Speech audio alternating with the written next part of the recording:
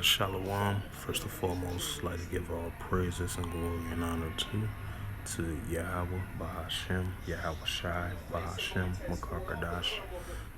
Double honors to the elders for preaching His word truthfully and sincerely. And shalom to the Akim, scattered to the four corners of the globe, preaching the word truthfully and sincerely as well too. And I say shalom to your Akim out there. And this is a sit-down lesson that I wanted to bring out.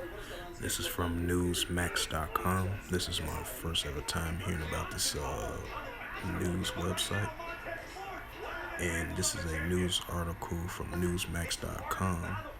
And it says, report Iran's uranium enrichment may draw Israeli strike. Right, cuz keep this in mind.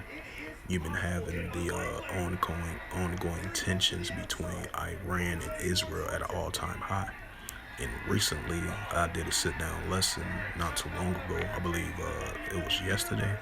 You had a nuclear strike by the IDF, which is the Israeli Defense Force. They were shooting missile strikes over there in the Syrian facility, right along with the Damascus, which is an Iranian-backed facility in that region throughout Syria, right along the Syrian airports, Aleppo and stuff like that. So keep that in mind. So the tensions between Iran and Israel is at an all-time high. I just want to add that to that. But I'm going to read this news article in the meantime. It says, report Iran's uranium enrichment may draw Israeli strike. And it says, and this article was published by Lucia Consitor, if I pronounced the name right, of the person who published this news article from newsmax.com. And this is from March the 22nd, 2023, as of Wednesday. And it reads, an anonymous Israeli official is claiming the country informed its Western allies Iran could trigger a preemptive missile strike if it enriches uranium above 60% level. The report published Wednesday by AXIOX, followed by the International Atomic Agency, concludes last month that Tehran has amassed a 87.5 kilogram of 60% enrichment uranium. Particles enrichment up to 83.7% were also found by the United Nations Agency. It said that's only 6.3% points away for what experts say it's a weapons grade Salaki. And it says, according to the officials, Israel has thus far withheld issue a public red line of 90% because the government feels Iran will start enrichment and amassing uranium at a level just short of that.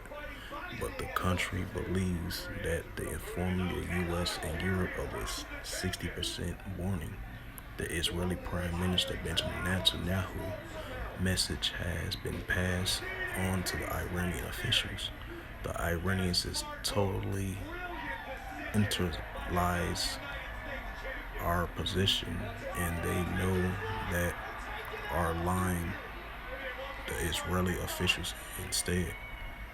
It says the Israeli government is now preparing for a potential missile strike if Iran starts amassing above that percentage, the officials noted. It says just recently Israel asked for the 4 KC-46 tankers that is purchased from the United States last year and be extradited. The reason the two officials stressed the AXIOS is because the country's Air Force needs to refuel in the event of a strike. It comes at the Colin Powell, the Defense Department Undersecretary for Policy, warned lawmakers that Iran could need about 12 days to enrich enough weapons-grade uranium to build one nuclear bomb. The defense officials additionally explained that the questions surrounding Iran's nuclear weapons program, initially halted by the Joint Comprehensive Plan of Action, has not yet been answered by the U.S. intelligence. I think there is still the view that if you could resolve the issue diplomatically and put constraints back on their nuclear program, it is better than the other option, Carl said. But but now the JCPOA is now ICE. And I'm gonna bring out the scripture of the wars, rumors of wars. In this scripture, it relates to the tensions between Iran and Israel. A potential strike might happen from Iran, as the report came out. If this report is 100% true, so that's why the scripture has stated in the latter days you're going to hear a lot of wars and rumors of wars. So this particular article is identified as a rumor of war, as the tensions between Iran and Israel is increasing. It says Matthew 24:6 of the Holy Scriptures, and it reads, "And ye shall hear of wars and rumors of wars. See that ye be not troubled, for all these things must come to pass." And this is the next scripture, Matthew 24:7. For nation shall rise against nation, and kingdom against kingdom. And there shall be famines and pestilence and earthquakes in diverse places, right? And that's what we're seeing. The increasing of nation shall rise against nation and kingdom against kingdom. Definitely between Iran and Israel, tensions are continuing to increase more and more and more. Now, so more than ever. As this rumor of war news article came out from Newsmax.com. As it says, report Iran's uranium enrichment may draw Israeli scrap.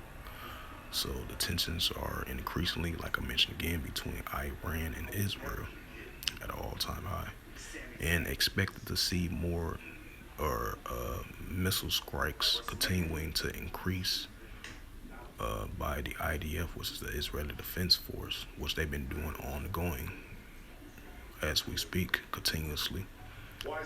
So expect to see more airstrikes from the Israeli Defense Force. They're going to continue to use airstrikes right along those Iranian-backed facilities in Syria. So expect the IDF going to continue to use strikes on that, as the tensions between Iran and Israel is at an all-time high. So with that, hopefully this sit-down lesson was edifying. I would like to give all praises and glory and honor to Yahweh, Ba'ashem, Yahweh Shai, Ba'ashem, Makarkadash. Double honors to the elders for pushing this word truthfully and sincerely. And shalom to the Akim, scattered through the four corners of the globe, pushing the word truthfully and sincerely as well too. And until next time, I will say shalom. Broski, bro. Salaki, shalom.